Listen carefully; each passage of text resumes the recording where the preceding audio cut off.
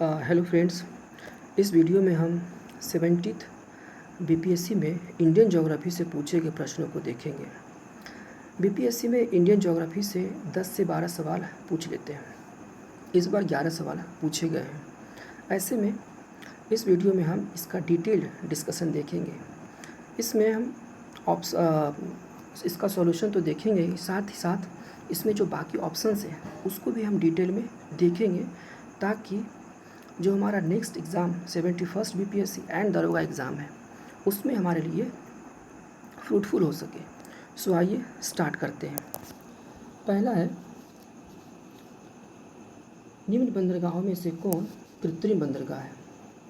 निम्न बंदरगाहों में से कौन कृत्रिम बंदरगाह है? आपका ऑप्शन है मर्मुगांव, मुंबई, कोच्चि और चेन्नई। तो मर्मुगांव गोवा में है, यह एक प्राकृतिक बंदरगाह है। मुंबई एक प्राकृतिक बंदरगाह है। कोच्चि भी एक प्राकृतिक बंदरगाह है। ऑप्शन डी है चेन्नई एक कृत्रिम बंदरगाह है। तो हमारा जो आंसर होगा वो चेन्नई होगा। क्यों? क्योंकि चेन्नई एक कृत्रिम बंदरगाह है और बाकी जो 3 ऑप्शन है वो सभी प्राकृतिक बंदरगाह है। अब थोड़ा और इसके बारे में देखते हैं। चेन्नई भारत का एक कृत्रिम बंदरगाह तो है ही, साथ ही एक खुला सागरीय बंदरगाह है और चेन्नई भारत का सबसे बड़ा कृत्रिम बंदरगाह है। चेन्नई भारत का सबसे बड़ा कृत्रिम बंदरगाह है। दूसरा है मुंबई भारत का सबसे बड़ा बंदरगाह है और इस बंदरगाह को भारत का प्रवेश द्वार भी कहते हैं। ठीक है। मुंबई के बगल में एक नौन सेवा बंदरगाह है। नौन सेवा बंदरगाह को मुंबई बंदरगाह के भार को कम करने के लिए बनाया गया था। ठीक है। ऑप्शन ए है मर्मुगांव। इधर मर्मुगांव गोवा में है और यह भी एक प्राकृतिक बंदरगाह है। कोच्चि तो केरल में है ही और यह भी एक प्राकृतिक बंदरगाह है। नेक्स्ट है, निम्न पहाड़ी भारत की पर्वत श्रेणियाँ हैं। जो ये पर्वत श्रेणियाँ दी गई हैं, कह रहा है कि इनका पूरब से पश्चिम सही क्रम क्या है? पूरब से पश्चिम सही क्रम दर्शाना है। ऑप्शन से गारो पहाड़ी, नंदा देवी, कामेट और केटू। इन ऑप्शंस को आप अगर इंडिया के मैप पे देखेंगे तो गारो पहाड़ी मेघालय में है, नंदा देवी उत्तराखंड में है, कामेट ये भी उत्तराखंड में है, केटू यह लद्दाख में पड़ता है। तो हमें सजाना है पूरब से पश्चिम की ओर। तो पूरब से पश्चिम की ओर हमें सजाना है। तो सबसे पूरब में क्या होगा? सबसे पूरब में गारो पहाड़ी हो जाएगा। गारो पहाड़ी सबसे पूरब में होगा। सबसे पूरब में गारो पहाड़ी होगा। ओके। उसके बाद नंदा देवी और कामेट ये बीच में आएगा, चूँकि ये उत्तराखंड में है। ठीक है। और केटू जो है ये लद्दाख में है, यानी ये सबसे पश्चिम में आएगा। केटू हमारा लद्दाख में सबसे पश्चिम में आएगा। ऑप्शन में हम देखें अगर तो गारो पहाड़ी चूँकि सबसे पूरब में है तो ये सबसे पहले आएगा और ये सबसे पहले गिवन 4 ऑप्शन में से डी में जो है वो सबसे पहले 1 नंबर है, यानी गारो पहाड़ी। और हम 4 को अगर देखें तो 4 जो सबसे लास्ट में है वो एक ही जगह पे है, ऑप्शन डी में है ना, यानी जो हमारा ऑप्शन डी है वो गिवन ऑप्शन में सबसे करेक्ट होगा। यानी सबसे पहले गारो पहाड़ी, नंबर 2 पे नंदा देवी और नंबर 3 पे कामेट है और 4 केटू जो है वो सबसे पश्चिम में है, इसलिए 4 सबसे लास्ट में है। तो हमारा आंसर ऑप्शन डी हो जाएगा। ठीक है। नेक्स्ट देखते हैं। कार्य सूची को मिलान करना है। वैशाली, भागलपुर, जमुई, मधेपुरा। ठीक है। तो मिला देते हैं इसको। वैशाली फूलों के उत्पादन के लिए फेमस है। जो वैशाली के लोग होंगे वो ऑब्वियसली जानते होंगे। भागलपुर सिल्क सिटी रेशमी वस्त्र के लिए है ना, भागलपुर ये रेशमी वस्त्र के लिए। वैशाली हो गया पुष्प उत्पादन के लिए। उसके बाद जमुई ऑल नोज फैक्ट है सोना के लिए और मधेपुरा रेल डिब्बा कारखाना के लिए। ठीक है। यहाँ पे भागलपुर का बात हो रहा है रेशमी वस्त्र। तो जो भागलपुर में रेशमी वस्त्र बनता है वो सिल्क में तसर रेशम का एक टाइप होता है।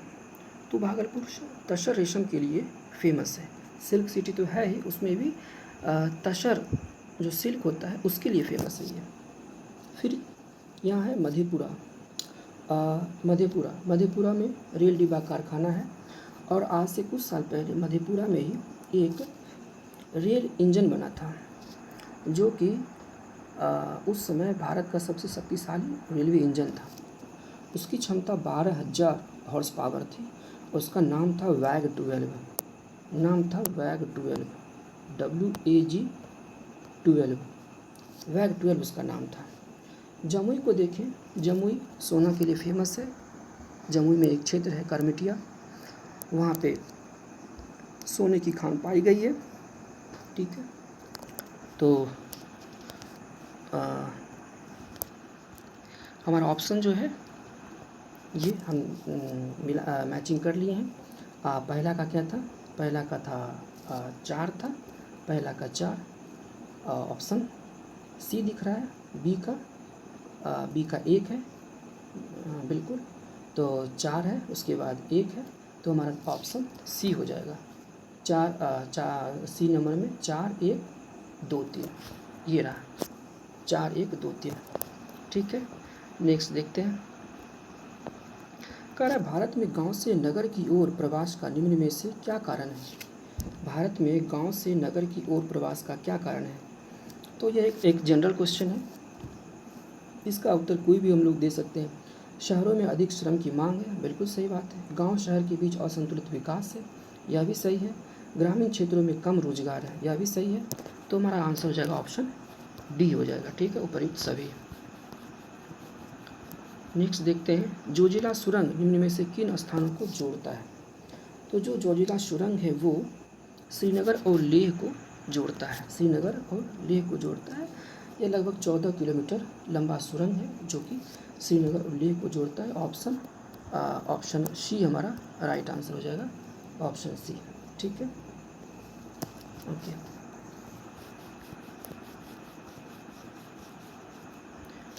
निम्न नदियों में से कौन एक अन्य से अलग है? अन्य से अलग है, तो देखते हैं कौन कौन सा ऑप्शन है। पहला है तुंगभद्रा, उसके बाद नर्मदा, पेनगंगा और महानदी। तो जो तुंगभद्रा नदी है, उसके बाद ये नर्मदा, पेनगंगा और महानदी। ठीक है, तो तुंगभद्रा कृष्णा की सहायक नदी है और यह पूरब की ओर बहती है। नर्मदा पश्चिम की ओर बहने वाली नदी है। पेनगंगा ये गोदावरी की सहायक नदी है और यह भी पूरब की ओर बहती है। महानदी भी पूरब की ओर बहने वाली नदी है। तो हमारा जो क्वेश्चन है कि तीनों से कौन भिन्न है, तो भिन्न तो पता चल ही गया कि नर्मदा है, क्योंकि ये पश्चिम की ओर बहती है और बाकी सारी नदियाँ ये पूरब की ओर बहने वाली नदी है। तो हम इसको डिटेलिंग में देखते हैं। तुंगभद्रा कृष्णा की सहायक नदी है। कृष्णा की और भी सहायक नदियाँ हैं, जैसे भीमा है, मूसी है, कोयना है, घाट प्रभा, माल प्रभा, ये सभी कृष्णा की सहायक नदियाँ हैं।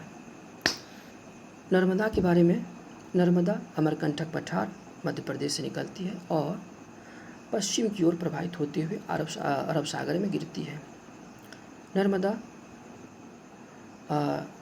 विंध्य पहाड़ी और सतपुरा पहाड़ी, ये दोनों के बीच से होते हुए भ्रंश घाटी से बहती हुई यह अरब सागर में गिरती है। नर्मदा अपने मुहाने पर डेल्टा का निर्माण न करके ये एस्चुरी का निर्माण करती है।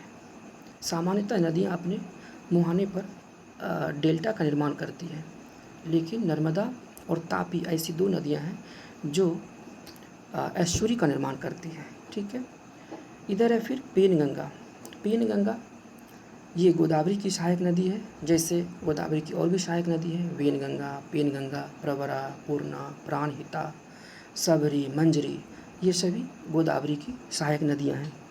फिर है महानदी छत्तीसगढ़ के सिहावा पठार से निकलती है और उड़ीसा होते हुए यह बंगाल की खाड़ी में गिर जाती है। महानदी पर भारत का सबसे लंबा बांध है। ठीक है।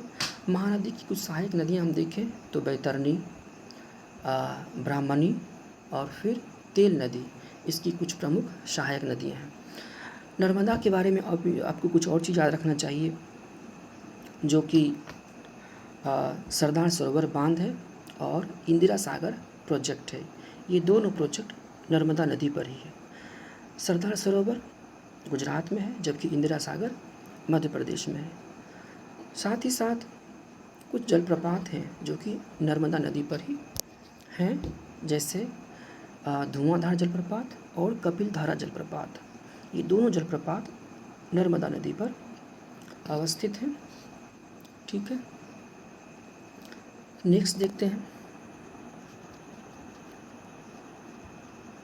कार्य निम्न अपवाह प्रणालियों में से किस से बिहार की भूमि अपवाहित होती है?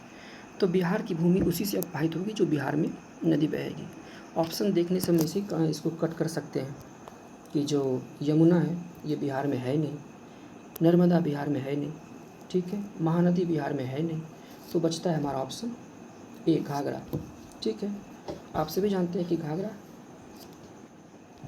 नेपाल हिमालय से निकलते हुए यूपी के बाद यह बिहार में प्रवेश करती है और यह छपरा में गंगा नदी में आके मिल जाती है। तो ऑब्वियसली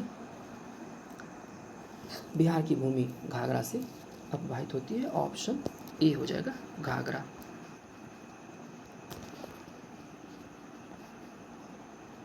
बीसवां नंबर क्वेश्चन है, 2011 की जनगणना में बिहार के निम्नलिखित जिलों में से किस में अनुसूचित जनजाति जनसंख्या का प्रतिशत सर्वाधिक था?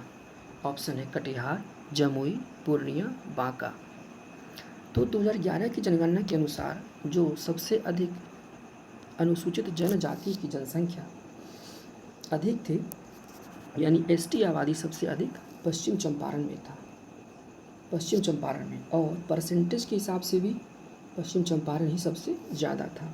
लेकिन यहाँ ऑप्शन में पश्चिम चंपारण नहीं है, तो यहाँ पे थोड़ा सा ये किया है, जो दूसरा ऑप्शन है दूसरे नंबर पे जो डिस्ट्रिक्ट आते हैं उसको ऑप्शन में दे दिया है। पहला वाला तो नहीं दिया है, लेकिन दूसरा जो नंबर दूसरे नंबर पे आता है उस ऑप्शन को दिया है, और दूसरे नंबर पे होता है कटिहार। सबसे अधिक एसटी आबादी यानी शेड्यूल्ड ट्राइब्स की सबसे अधिक आबादी बिहार में पश्चिम चंपारण में है, जनसंख्या में भी और उसके प्रतिशत में भी। लेकिन उसके बाद नंबर आता है कटिहार का, तो हमारा आंसर यहाँ पे कटिहार हो जाएगा, ऑप्शन ए हो जाएगा। ठीक है, ऑप्शन ए, ये हमारा ऑप्शन हो जाएगा कटिहार, क्योंकि वहाँ पे करीब 6.5% है और कटिहार में 6% एसटी आबादी का प्रतिशत है। ठीक है, नेक्स्ट इसमें हम और कुछ देख सकते हैं। पूर्णिया में बिहार में सबसे कम साक्षरता दर वाला ज़िला है पूर्णिया। पुरुष साक्षरता में भी पूर्णिया सबसे नीचे है। फिर जमुई जानते हैं कि क्यों फेमस है बिहार में, स्पेशली जो सोने की खान है वहाँ पे करमिटिया में, इसके लिए। दूसरा बांका है, बांका बिहार में सबसे कम नगरीकृत प्रतिशत वाला ज़िला है, सबसे कम नगरीकृत प्रतिशत वाला ज़िला है। ठीक है, तो ये सारे एक्स्ट्रा फैक्ट्स है इसके बारे में। नेक्स्ट देखते हैं, भारत के निम्नलिखित राज्यों में से किस में कोयले का प्रमुख भंडार है? कोयले का प्रमुख भंडार पूछ रहा है। दो क्वेश्चन बनते हैं इससे, या तो कभी कोयले का भंडारण पूछता है या कभी उसका उत्पादन पूछता है। तो भंडार की बात करें तो भंडारण सबसे अधिक झारखंड में सबसे अधिक, और उत्पादन सबसे अधिक होता है छत्तीसगढ़ से। तो यहाँ पे भंडारण पूछ रहा है, तो ऑब्वियसली भंडारण के अनुसार हमारा ऑप्शन भंडारण है, तो झारखंड हमारा ऑप्शन सही हो जाएगा। लेकिन आपको एक चीज़ याद रखना है, यहाँ पे कम से कम 3 स्टेट, आपको टॉप की 3 स्टेट याद रहने चाहिए। भंडारण में टॉप की 3 स्टेट हैं, छत्तीसगढ़, उड़ीसा और झारखंड। और जबकि उत्पादन को देखें तो उत्पादन में छत्तीसगढ़, उड़ीसा और झारखंड। उड़ीसा जो है ये दोनों चीज़ में बीच में रहता है, स्थान बदलता है झारखंड का और छत्तीसगढ़ का। उत्पादन पूछे तो हम झारखंड को पहले ले लेंगे, उड़ीसा बीच में रहेगा ही, उसके बाद ये हो जाएगा छत्तीसगढ़। और अगर हम उत्पादन की बात करें, उत्पादन में सबसे पहले छत्तीसगढ़, फिर उड़ीसा और झारखंड। यानी उत्पादन में छत्तीसगढ़ पहले और भंडारण में झारखंड पहले, ठीक है। उड़ीसा दोनों में बीच में रहता है। ओके, नेक्स्ट है, कह रहा है भारत की जनगणना 2011 के अनुसार बिहार में लिंग अनुपात क्या है। लिंग अनुपात की बात कर रहा है बिहार की। तो 11 की जनगणना के अनुसार बिहार में जो लिंग अनुपात है वो है 918 है, और देश के स्तर पे बात करें तो वो है 943, 943। और बाल लिंगानुपात की बात करें तो बाल लिंगानुपात बिहार में 935 है, जबकि देश के स्तर पर 919 है। डिस्ट्रिक्ट वाइज हम बात करें तो बिहार में सबसे अधिक लिंगानुपात वाला जिला गोपालगंज है, 1021 है।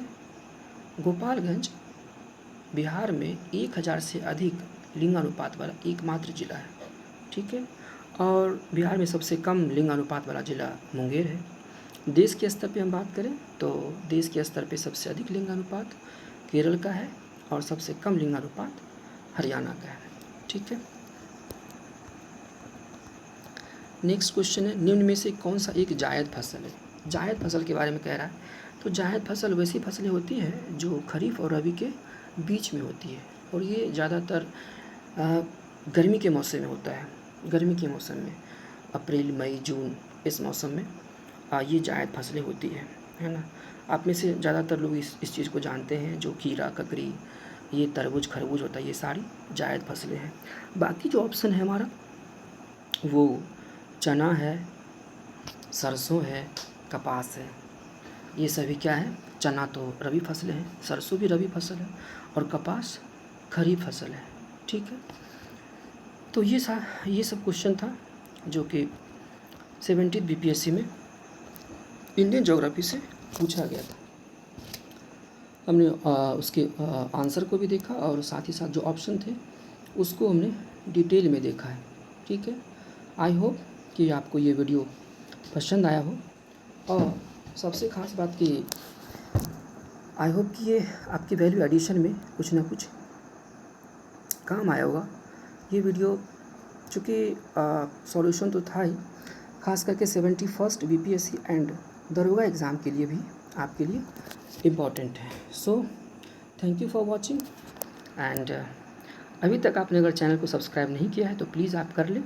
बीपीएससी दरोगा एग्ज़ाम से जुड़े जो भी इम्पॉर्टेंट चीज़ होंगे हम यहाँ डिस्कस करते रहेंगे। So thank you.